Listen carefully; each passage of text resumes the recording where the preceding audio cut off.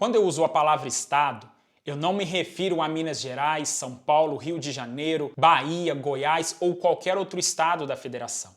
Mas eu me refiro no Estado no sentido de instituição.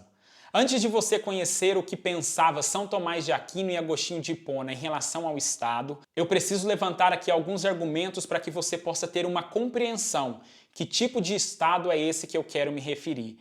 E antes, se inscreva no canal, ative as notificações e compartilhe este conteúdo e deixe o seu like porque isso vai ajudar muito esse vídeo a ser divulgado para outras pessoas. A primeira coisa que você precisa entender é a seguinte: quando eu falo Estado, eu me refiro à instituição que nós pagamos impostos. Há milhares de teorias e debates em relação ao Estado, e uma delas é sobre a cobrança de imposto. Muitas pessoas chegam a argumentar que é legítimo o Estado cobrar impostos. No entanto, outras dizem que a cobrança de imposto nada mais é do que um roubo, um assalto do Estado em relação às pessoas. Os que são favoráveis ao Estado de cobrar imposto, eles dizem o seguinte: é justo o Estado poder cobrar meu imposto porque ele me oferece segurança, saúde e educação. Outros argumentam o seguinte: nada disso. O Estado só oferece um pouquinho de educação, de saúde e de segurança para que ele tenha desculpa de cobrar o seu imposto. Aí o Estado contra-argumenta: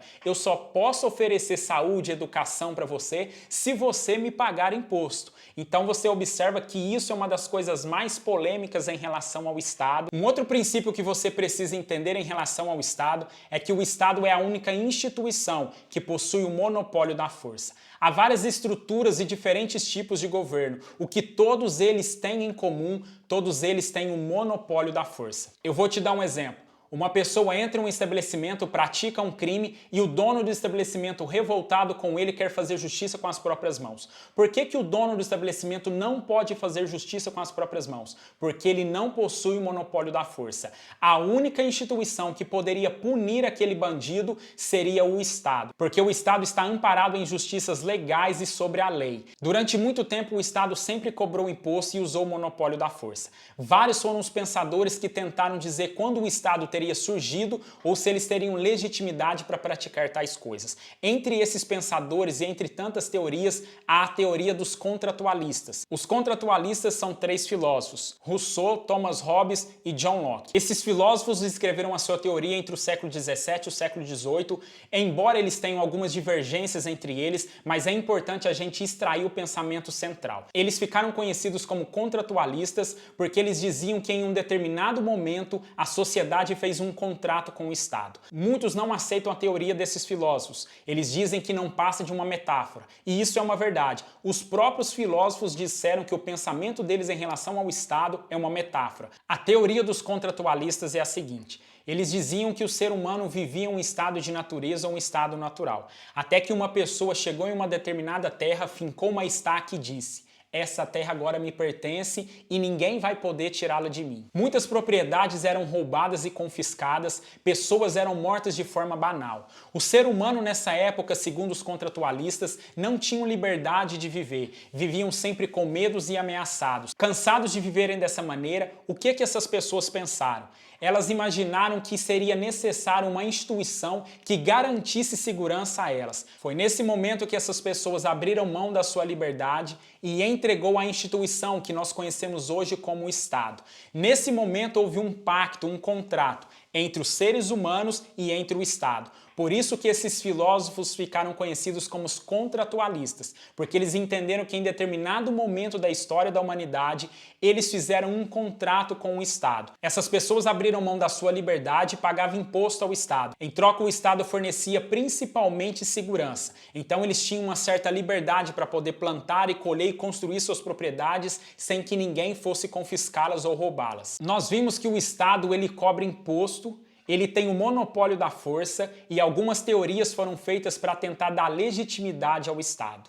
Agora que nós já sabemos disso tudo, o que pensava Agostinho de Hipona em relação ao Estado? Agostinho de Hipona nasceu no ano 354 d.C. Ele foi um grande teólogo e pensador do seu tempo. Uma das obras mais importantes que ele produziu é chamado de Confissões. Nessa obra ele faz um relato de como foi a sua juventude até a sua conversão a Cristo. Em relação ao Estado e ao governo, Agostinho de Hipona tinha o seguinte pensamento: Ele dizia que como nós vivemos em um mundo de criaturas imperfeitas, nunca teríamos um governo perfeito. Agostinho de Hipona dizia que não importava a estrutura ou tipo de governo, que o governo sempre seria feito por pessoas imperfeitas. Ele escreveu isso há quase 1.600 anos atrás. Se fosse aplicado nos dias de hoje, nós poderíamos tirar a seguinte lição: não importa se o governo é presidencialista, parlamentarista, semipresidencialista, monarquia constitucional ou monarquia parlamentarista. O que Agostinho de Hipona estava querendo dizer em relação ao governo é o seguinte: não importa o tipo de governo ou a sua estrutura,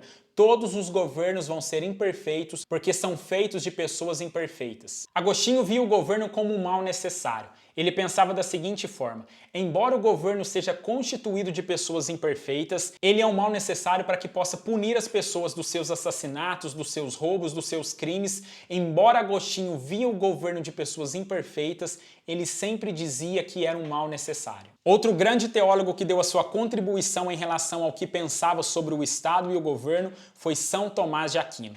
São Tomás de Aquino nasceu por volta do século XIII. As suas obras são tão relevantes e importantes que elas são estudadas até os dias de hoje. São Tomás de Aquino fez uma grande obra chamada Suma Teológica. A Suma Teológica foi um livro dividido em 3 partes, que falava sobre Deus, a vida humana e sobre Cristo. Tomás de Aquino também concordava com Agostinho de Hipona. Ele dizia que o governo também era um mal necessário e que a principal atividade e tarefa do Estado seria tentar de alguma forma barrar a maldade entre os homens, manter e preservar a vida. Ele também entendia que um outro papel do governo seria proteger a propriedade, fazendo leis para que todas as pessoas que tentassem de alguma forma tomar aquilo que não lhe era devido tivessem as suas devidas punições. São Tomás de Aquino via que o governo poderia ser útil até mesmo na época de Adão e Eva. Mesmo que Adão e Eva não tivesse cometido o pecado e tivesse sido expulso do jardim, o governo seria implantado nos seus dias, para que pelo menos pudesse dividir o trabalho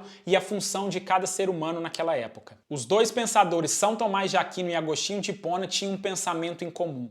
Todos eles concordavam que uma grande função do Estado era proteger a vida e tentar criar um ambiente mais justo entre as pessoas. E esse foi o conteúdo de hoje, espero que vocês tenham gostado. E se você ainda não se inscreveu no canal, se inscreva, ative as notificações, compartilhe esse vídeo, deixe o seu like, comenta aqui embaixo e até o próximo vídeo.